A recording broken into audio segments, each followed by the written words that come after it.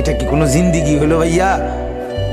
কখনোই আল্লাহকে ডাকতে মন চায় না, এক বেলা নামাজ পড়তেও মন চায় না, কোনো দিন ফজরের নামাজ পড়তে মন চায় না, কোনো দিনও আল্লাহকে ডাকতে মন চায় না। আয় হায় হায়, এটা কি কোনো মানুষের জীবন হইল ভাইয়া? রাস্তার কুত্তার দিকে একবার তাকাইয়া দেখো, তোমার মাঝে আর তার মাঝে কোনো পার্থক্য দেখো? বেনামাজি তুমি দেখো, রাস্তার কুকুরে দেখো, তোমার সাথে তার তফাৎ কি দেখো না? বেপর্দা মহিলাকে বলো না যে বোন দেখো রাস্তার কুকুরের সাথে তফাৎ কি?